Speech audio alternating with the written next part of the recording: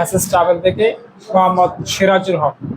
অনেকে জানতে চাইছেন যে পাসপোর্ট করতে গেলে কি কি ডকুমেন্টস সংগ্রহ করতে হয় এবং কি কি ডকুমেন্টস নিয়ে আবেদন করতে হয়।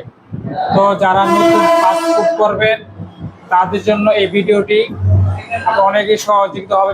পুরোপুরি ভিডিওটি দেখলে যারা নতুন পাসপোর্ট এখনো করেন নাই, নতুন অবস্থা পাসপোর্ট করবেন, তাদের কি কি ডকুমেন্ট লাগবে আমি বিস্তারিত বলে দিচ্ছি, আপনি মনোযোগ দিয়ে শুনেন। পাসপোর্ট করতে প্রথমে আপনার ভোটার আইডি কার্ড, যদি আপনি প্রাপ্তবয়স্ক হন, 21 বছর যদি আপনার বয়স হয়ে থাকে, তাহলে অবশ্যই আপনাকে ভোটার আইডি কার্ড, মানে আমরা যেটাকে এনআইডি কার্ড বলি, ওইটা লাগবে।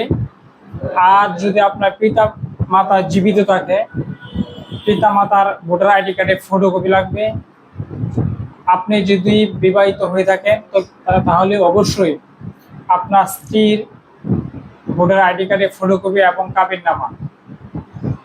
আর লাস্ট যেটা হচ্ছে আপনার বাড়ির বিদ্যুৎ বিলের কাগজ, আপনার ফ্যামিলির নামে অথবা আপনার নিজের নামে বিদ্যুৎ বিলের কাগজ অবশ্যই লাগবে।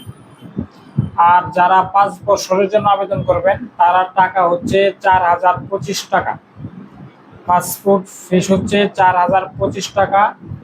যারা 5 বছরের জন্য আবেদন করবেন পাসপোর্ট, আর যারা 10 বছরের জন্য আবেদন করবেন তারা হচ্ছে 5750 টাকা, 5750 টাকা।